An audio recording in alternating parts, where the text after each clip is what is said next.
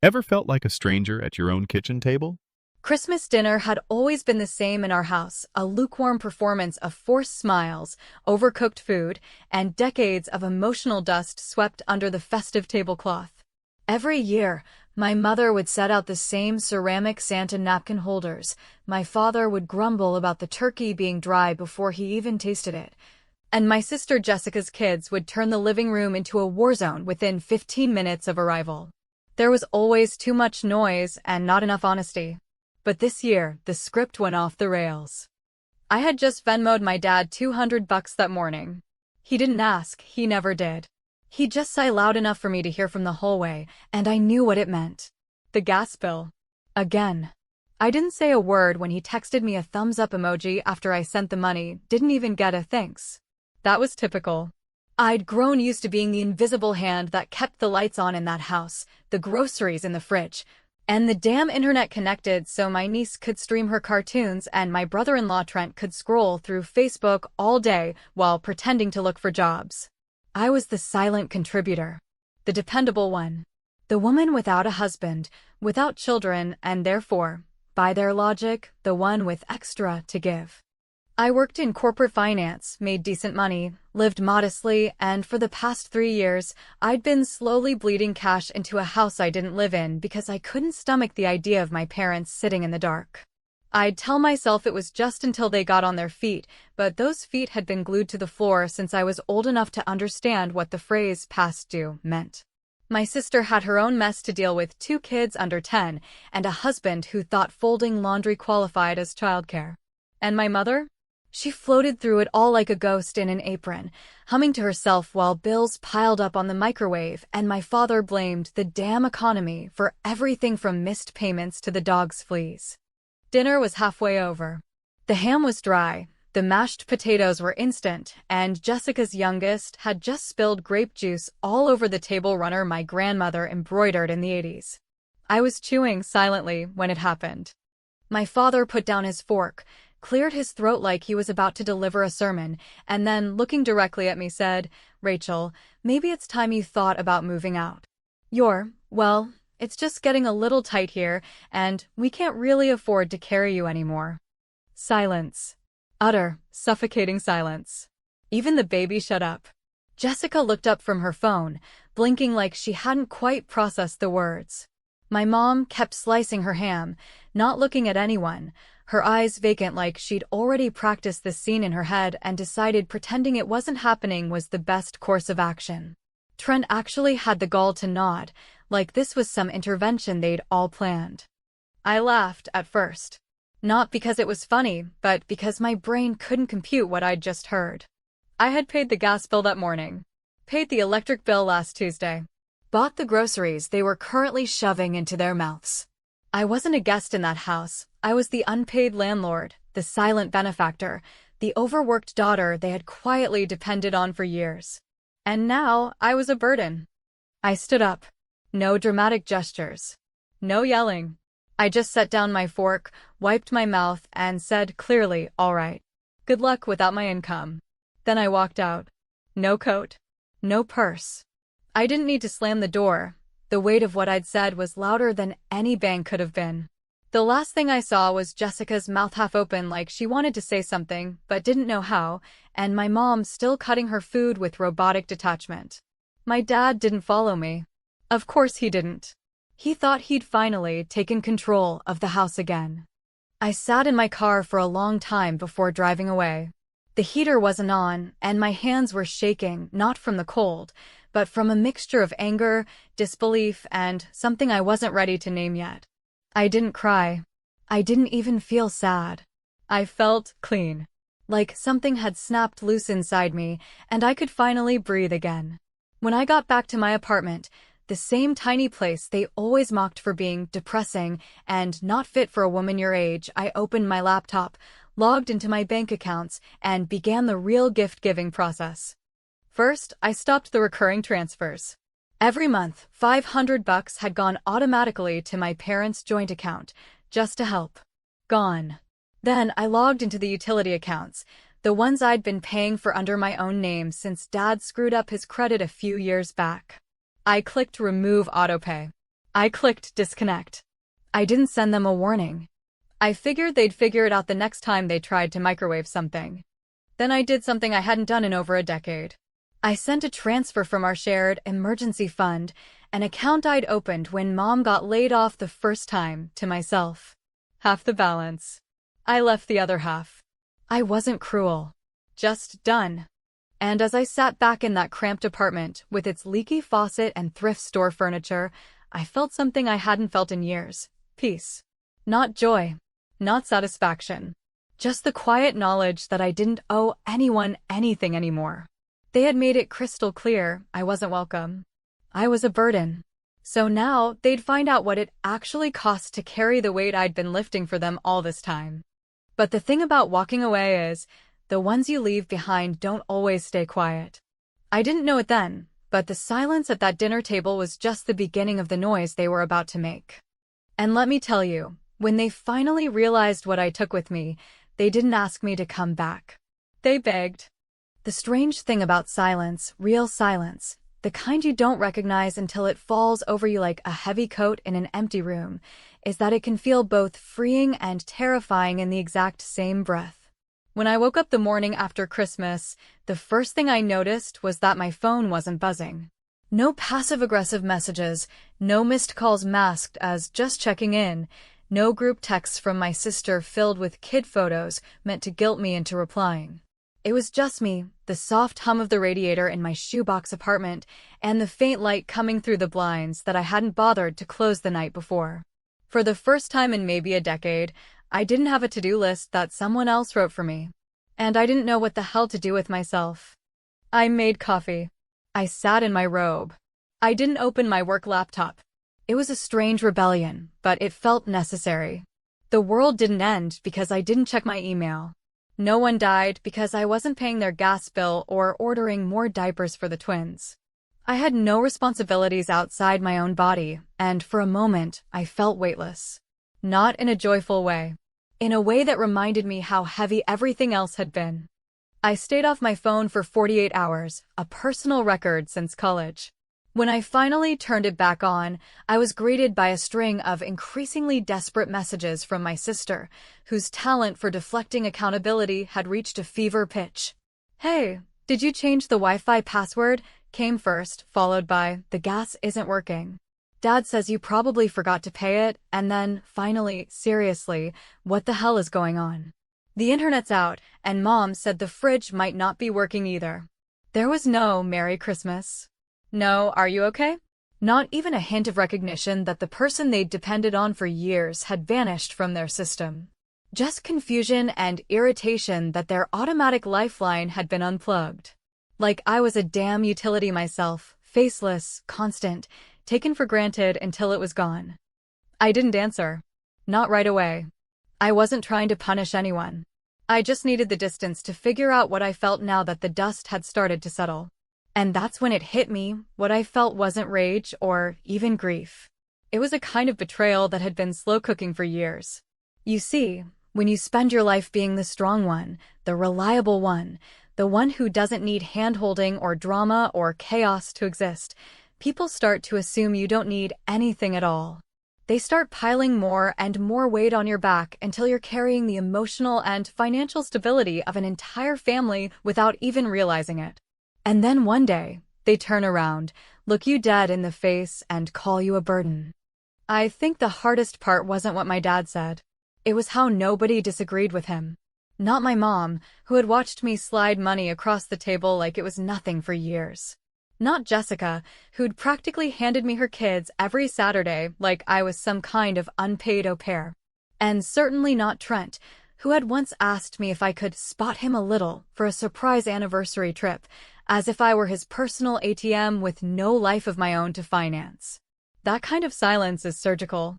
It cuts you in places you didn't know could bleed. On the third day, I finally replied to one of Jessica's texts. Just one line, "You'll figure it out." She wrote back a wall of frustration, stuff about how the kids were cold, how Dad was getting irritable, how Mom didn't know what to do, and how maybe this wasn't the best time for me to pull away. I didn't answer. I stared at that message, read it a dozen times, and realized just how backward their thinking was. I wasn't pulling away. I was being pushed. Told, very clearly, that my presence wasn't welcome. That my contributions had morphed into expectations, and that my humanity had been swallowed by convenience. So I leaned into the absence. I cleaned my apartment, rearranged furniture, deleted shared calendars, and unsubscribed from every grocery delivery app that still had their zip code listed under my account. It was like cutting cords, small ones at first, the kind you barely feel until they snap, and then bigger ones, thicker ones that had tangled around my identity so tightly I didn't know where they ended and I began. And once they were gone, I wasn't just lighter. I was unrecognizable to myself. It was around that time that the first voicemail came in from my mom. I didn't answer the call, but I listened to the recording 3 times. Her voice was low, careful, like she was afraid of waking something. She said, "Rachel, your father's upset. He says we need to talk. Maybe you should come by. We can figure this out." She paused, then added, "He didn't mean it, you know. He just says things sometimes." But the problem wasn't what he said. It was that he meant it. And more than that, it was that she let him say it without a word of resistance. I knew what that voicemail was. It wasn't an apology. It was damage control. It was the moment they realized the house didn't run on love and family dinners and sentimental photos on the wall. It ran on me. On my salary, my support, my silence. And now they were feeling the cold draft that came with losing their free furnace. But I wasn't ready to go back. Not even to hear them out. Not even to deliver one last lecture. Because something had shifted inside me that night at the dinner table. Something irreversible. I had stopped wanting to be part of that house not because I was angry, but because I had finally admitted to myself that it had never really wanted me in it, not as a daughter, not as a person. Just as a lifeline. Still, I wasn't naive. I knew this little escape wouldn't last. They were quiet now, but it wouldn't be long before the silence turned into something louder: accusations, guilt trips, maybe even threats. People don't let go of their crutches without a fight, especially when they've forgotten they ever needed one in the first place. So I waited. I prepared. I reminded myself over and over again that walking away doesn't make you cruel. Sometimes it's the kindest thing you can do for them and for yourself. But I had no idea what I was really walking away from. Not yet. Not until I went back to the house to pick up the last of my things and found out just how deep the rot had gone. What I saw next didn't just confirm my decision, it turned it into a point of no return. And by the time I left that house again, I knew one thing for sure: they hadn't just lost their free ride. They were about to lose their safety net too. I waited until after New Year's to go back, not because I was giving them time to cool off, or because I had any hope that something would change, but because I needed to be absolutely sure that I could walk into that house, look each of them in the eye, and not feel 1 ounce of obligation, guilt, or softness left in me. I didn't want to feel anything at all, actually, because I knew if I did, if even one familiar scent or old photo or trembling voice cracked through my armor, I might second-guess what I had already started, and I couldn't afford that. Not this time. This time, I wasn't going back to smooth things over or explain myself like I always had. I was going back to collect my things and to close a chapter that had been open for far too long. The air hit different the second I stepped onto the porch. It was colder than I remembered, not just from the January wind that whipped through the neighborhood, but from the kind of chill that comes from knowing you're not welcome anymore in a place that used to be your shelter. The curtains in the living room were drawn tightly shut, as if the house itself was trying to hide from me. I knocked once, then let myself in. No one answered, but the door was unlocked. Some things never change. The hallway smelled faintly of burnt coffee and desperation. The thermostat had been turned down to what felt like 50 degrees, and the tension in the air was thick enough to taste. My mother was the first one to appear. She walked into the foyer like a ghost wearing a too-tight sweater, her eyes sunken and her expression stiff, with the kind of performative concern that never quite felt sincere. She opened her mouth to say something, probably something measured, neutral, emotionally evasive, but I raised a hand to stop her before a word escaped. I told her I wasn't there to talk. I was just picking up the last of my stuff, and that if anyone had anything they wanted to say, they could write it down and shove it under a door like everyone else who didn't have the guts to say it to my face. She didn't argue. Just stepped aside and motioned toward the stairs, where my bedroom still stood like a relic of a life I had long since outgrown. On the way up, I passed Jessica in the hallway, arms crossed and mouth tight, as if she were holding back a flood of accusations that would erupt if I so much as looked at her sideways. She didn't say hi, didn't ask how I was doing, didn't even fake a smile for the sake of civility. She just stood there, blocking half the hallway, forcing me to brush past her like a stranger on a subway. And Trent, as expected, was nowhere in sight, probably hiding in the basement, too cowardly to face the fact that his gravy train had come off the rails. My room was exactly as I'd left it, though it felt smaller now, like the walls had caved in during my absence, as if they too had finally exhaled now that they didn't have to contain my resentment anymore. The closet still held a few jackets, some boxes of tax documents, and the emergency bag I'd packed during one of my many I should leave moments over the years, but had never actually used, until now. I moved quickly, methodically, tossing what I needed into a duffel bag without pausing to reflect or linger on old memories. I didn't care about the photo albums or the childhood trophies. I didn't want anything that tied me to this place anymore. But as I zipped up the bag and turned to leave, I caught sight of a stack of unopened mail on the dresser, yellowed envelopes with urgent, printed in red across the front, addressed not to me, but to my father. Something about them made me pause. Maybe it was curiosity, maybe spite. Either way, I picked them up and flipped through them, and what I saw made my chest tighten, not with fear, but with validation. Overdraft notices. Final warnings. A foreclosure letter dated 2 weeks before Christmas. They weren't just broke. They were spiraling. And I realized then that my money hadn't been a helpful supplement. It had been a lifeline. I hadn't been easing their burden, I had been the only thing keeping them from drowning. I walked back downstairs with the letters in my hand and found my father sitting in his recliner, staring blankly at a muted television like a man waiting for a bus that would never come. He didn't look at me when I entered. Didn't say my name, didn't even blink. I dropped the envelopes on the coffee table in front of him and said, "You'll want to open those. Though I imagine you already know what they say." He didn't respond. He just reached for the remote and turned the volume up, as if the noise would drown out the reality pressing down around him. That's when Jessica snapped. She stormed in from the kitchen, voice raised, face flushed, and launched into a tirade that made it abundantly clear she had been waiting for this moment. She accused me of being dramatic, selfish, and cruel. Said I was punishing the whole family because I didn't get the attention I wanted. Claimed I was abandoning them in their time of need, as if I hadn't already given them years of my time, my money, and my goddamn sanity. She said things I won't repeat, not because they hurt, but because they were so off base they didn't deserve oxygen. I let her finish. Then I looked at her and asked one simple question. "Did you know I've been paying your kids' school lunch balances for the past 6 months?" Her mouth opened, then shut again. She didn't know. Of course she didn't.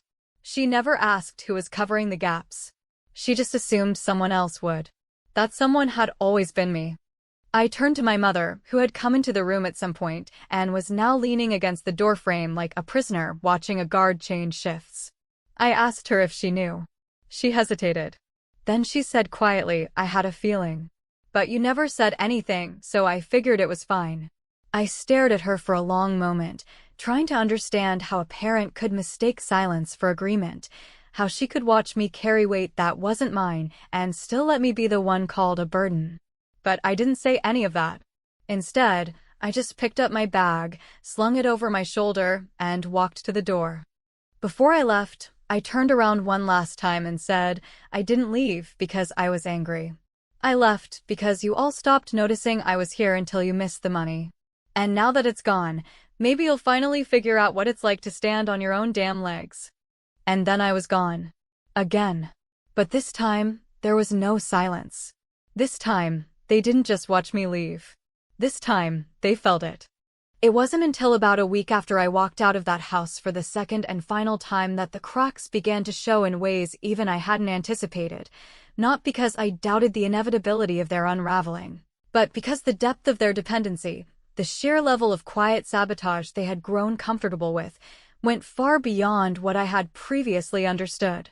When you spend years giving without question, you eventually lose track of how much you've given and who exactly you gave it to, but what I never expected was that, behind the facade of parental authority and sisterly obligation, there was a whole web of desperation that had gone far beyond leaning on me. It had crossed the line into something colder, calculated, and quietly parasitic. The first sign came from the most unexpected source, a woman named Mrs. Ellison, who lived 3 houses down from my parents and had been something of a neighborhood fixture since before I was born. She was one of those older women who somehow knew everything that happened on the street, not because she was nosy, but because people had long ago stopped noticing she was listening.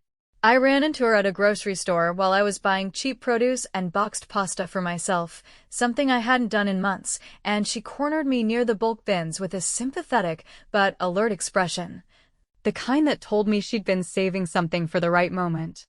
She said, in her gentle but unshakably direct voice, "Rachel, I don't mean to stir anything up, but your father's been knocking on a lot of doors lately, asking for loans. Told Charlie from next door that you were just in between jobs, and that once your bonus came through, you'd pay it all back." I blinked, stunned by the casualness of it, and before I could even reply, she added, "Said you two had a little arrangement." I thanked her and walked away with my heart racing and my mouth dry, realizing that, even in my absence, I was still being used as currency, still the invisible ledger line they were banking on. I went home, sat down at my laptop, and started digging not just into my financial records, but into old emails, bank statements, credit pulls, and shared accounts I had all but forgotten. It started with a single red flag, a soft inquiry on my credit report that I hadn't initiated. It was from a loan company I'd never heard of, dated back to October, about 2 months before Christmas. From there, I found something that made my stomach drop. A small personal loan, under $5,000, taken out in my name, with a contact phone number that I recognized immediately. It was the landline from my parents' house, a number burned into my brain from childhood and now weaponized in a way I couldn't quite comprehend. For a long time, I just stared at the screen. It wasn't about the money. I had lost more than that in overdraft protection and emergency payments over the years without a second thought. It was the betrayal, the deliberate, precise theft of my identity, not as an accident, not as a misunderstanding, but as a choice. My own father, the man who had once told me bedtime stories and walked me to the bus stop, had used my name to prop up the collapsing shell of the life he'd built and refused to let go of. And worse, he had assumed I would never notice, or worse than that I would forgive it as just another one of his mistakes. I filed the fraud report the next morning. I didn't call him, didn't warn anyone, didn't even hesitate. I entered the information into the federal system, submitted copies of my credit report, and flagged the account for investigation. I left out nothing. For once, I wasn't worried about protecting them from consequences. I was worried about what would happen to me if I didn't start protecting myself. Days passed with no word. I assumed the silence was either tactical or indicative of chaos behind the scenes, but then, late one night as I was folding laundry in my apartment and letting some mindless podcast fill the room, my phone buzzed with a voicemail notification. It was from my mother, and her voice this time was different, quieter, raspier, almost unfamiliar. She said she'd received a letter in the mail about an investigation and asked, without saying it directly, if I had anything to do with it. There was a tremble at the end of her message, as if she already knew the answer but couldn't bring herself to say it aloud. I didn't call back. I didn't respond. I simply turned off my phone and sat there, surrounded by my clean clothes and the humming of my old radiator, thinking about how long I had let their dysfunction become my responsibility. How many times I had paid for their mistakes and swallowed my anger and told myself I was doing the right thing by holding them together when they had never once asked me what I needed in return. And then I thought about the loan in my name. About the foreclosure letter I'd found. About the fact that, even in my absence, they had tried to keep using me like a spare key hidden under the welcome mat. The collapse was happening in slow motion, but it was happening. And they couldn't stop it, not this time. Not by calling neighbors, not by guilt-tripping me, not by pretending it was all just a misunderstanding. What they had lost wasn't just financial support, it was access, it was control, it was the unspoken assumption that I would always be there to fix things quietly, efficiently, without demanding recognition or reciprocation. And now that that assumption had been shattered, the house was beginning to sink under the weight of its own secrets. And yet, part of me still wondered, how far would they go before they finally admitted what they'd done? Would they apologize? Would they deflect? Or would they double down, convinced that I was the villain for daring to say no? I didn't have the answer. Not yet. But I knew one thing for sure. I wasn't going to wait for their redemption. I wasn't going to pause my life, my boundaries, my healing just to make space for their excuses. Because this wasn't just about money anymore. This was about ownership. And what was mine, my name, my credit, my sanity, was no longer available for anyone else's survival. The next move was theirs. But they had no idea what mine would be. It wasn't rage that brought me back to the house one last time, and it certainly wasn't forgiveness, because by that point, whatever thread had once tethered me emotionally to that collapsing home had long since snapped. What brought me back, oddly enough, was a text message from Jessica, written in a tone so brittle it practically cracked through the screen, asking if I would consider coming to my niece's birthday party, just for the kids, as though the months of silence, blame, and betrayal could be glazed over with a grocery store cake and plastic streamers hanging limp in a room filled with resentful adults who no longer knew how to speak to each other without defensiveness curdling in every word. I stared at that message for a full hour before answering, not because I didn't know what to say, but because I knew exactly what I was walking into and needed to decide, very clearly and very calmly, how far I was willing to let myself go back into that house before I took one final step forward and left it behind forever. The party was a half-hearted affair, held in the living room where the heat barely worked and the tension was thick enough to make even the walls seem like they were trying to edge away from the furniture. There were balloons, sure, and some microwaved appetizers sweating on paper plates, but no music, no laughter, and certainly no sense of celebration, because every adult in that house was too busy pretending nothing had happened, like the financial implosion, the fraud, the betrayal, the silence, the years of unspoken debt, both literal and emotional, had all been wiped clean simply because a child had turned 7 and wanted a pony on her napkins. I walked in without smiling, without gifts, without the polite energy people expect from estranged family members who have decided, against their better judgment, to reappear just for today, and instead of small talk, I gave them silence, which seemed to unnerve them far more than any confrontation could have.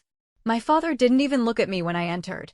He sat at the far end of the room pretending to scroll through his phone, as though I were just another item on a list of things he'd rather not deal with. My mother gave me a brief, fluttering glance from the kitchen before disappearing behind a cabinet, and Jessica, dressed in her usual too-tight blouse and a forced expression, greeted me like someone trying to smile through a migraine, all teeth and tension. The kids didn't notice any of it, of course, because children never see the full scope of adult destruction. They only feel its aftershocks in how quickly voices rise, how often doors slam, how long it takes before dinner reaches the table, and who doesn't show up to tuck them in at night. My niece hugged me like nothing had ever happened, and for a second, just a second, I let myself feel the warmth of that small, uncomplicated love before reminding myself that loving her did not mean sacrificing myself to the people who raised her mother. The party, if you could call it that, limped along for an hour before Jessica pulled me aside into the hallway under the pretense of needing help with something in the garage.